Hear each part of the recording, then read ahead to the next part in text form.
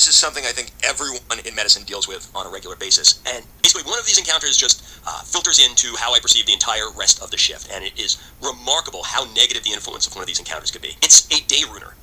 I think it absolutely is. It's a fascinating topic because it requires both somebody to deliver something that's rude and somebody to assume that what they've heard or to conceive of what they've heard is rude. So there's two parts to this. There's both the deliverer and the receiver, but it's incredible what an effect it can have. Some of the publications on it use the word iatrogenesis, in other words, rudeness being something that causes patient harm. And it's a powerful term, and I think it's correct. Why does it have this effect? I mean, we could go through a day in New York City and have numerous rude encounters, and it doesn't even faze us. Why is it so much worse in the clinical venue?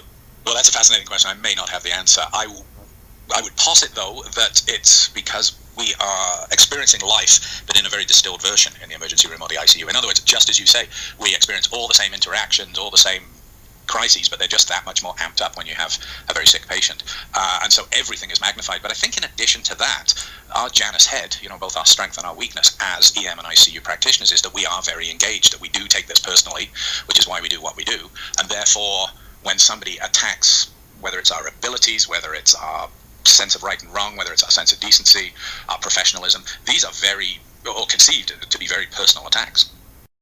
Almost expect, like, in the foxhole of the clinical interactions for at least to be able to rely on your fellow physicians and nurses and other allied health professionals as being, that there would be some esprit de corps. And so it's doubly disappointing when those people you were expected to be your comrades and folks you can rely on for support turn around and just smack you in the face, either figuratively or literally. What makes it particularly irksome is we are, in some ways, in medicine, a very elite group of people from an intellectual perspective. You don't get to be a doctor, even the worst doctor, without some very difficult achievements. And you'd think these people would have used or have the same attributes of politeness to go along with that intelligence. It's almost worse to be exposed to people that are so obviously intelligent and yet have not learned the skills they should have learned in nursery school. What are your thoughts on that?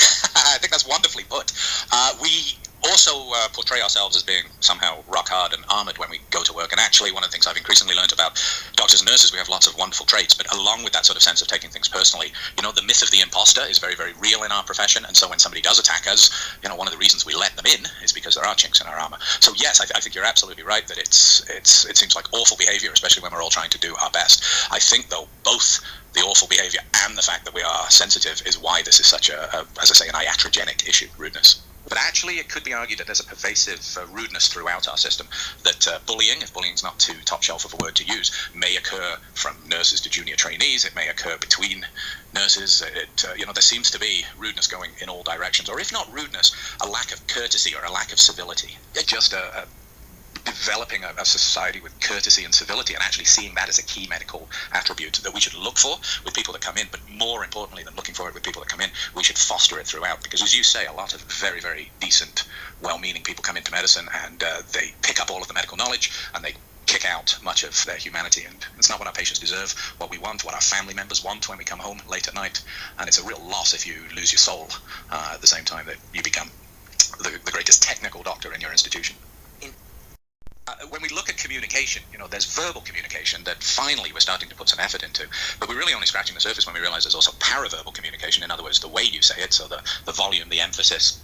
Then there's non-verbal, what we don't say but our hand gestures or our facial expressions. And then there's other stuff, such as the authority gradient or the way we might have acted in the past. And my understanding is that when there isn't a correlation between the two, in other words, if you say, what the hell's going on? And you believe you said, what the hell's going on? In a far less accusatory manner, that in fact your actual words will be de-emphasized, and the emotion, the paraverbal, the non-verbal, or the past history will actually be thought of as far more important by the listener. So we have to be very careful about what we say, but we also have to be extremely careful about how we say it. And the medium becomes the message, to quote a Canadian philosopher, Marshall McLuhan.